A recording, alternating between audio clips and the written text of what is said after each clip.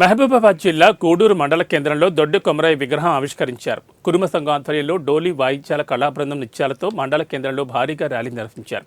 ఈ కార్యక్రమంలో పాల్గొన్న ఎమ్మెల్యే మురళీనాయక్, ఎమ్మెల్యే బేర్ల ఐలయ్య కొమరయ్య విగ్రహాన్ని ఆవిష్కరించారు. ఆశయ సాధనకు కాంగ్రెస్ పార్టీ నేతృత్వంలోని ప్రజాప్రభుత్వం సీఎం రేవంత్ రెడ్డి కృషి చేస్తున్నారని ఎమ్మెల్యే బేర్ల ఐలయ్య కొనియాడారు.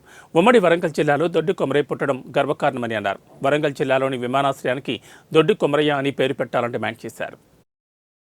ఇక్కడ పెట్టి తెలంగాణ రాష్ట్రానికే ఒక అందం తెచ్చారు. ఈ అందం ఎట్లా చదివియాలి, మన పిల్లలు ఇంగ్లీష్ మీడియం చదివియాలి, మనం రాజకీయాల్లో రావాలి.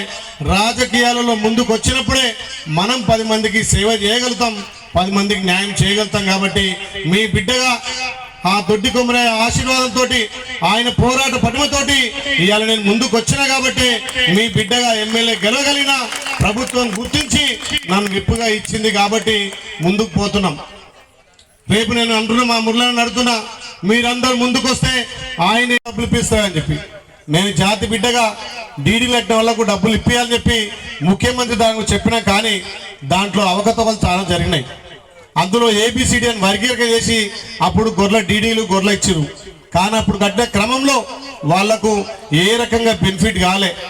కొంత ఇన్సూరెన్స్ అని పోయింది, కొంత డాక్టర్ కమిషన్ పోయింది, కొంత రాజకీయ నాయకుల కమిషన్ పోయింది. అందుకే గౌరవ ముఖ్యమంత్రి గారిని తప్పకుండా ఎవరైతే డీడీలు కట్టి వాపసు తీసుకుని కొందరు డీడీలు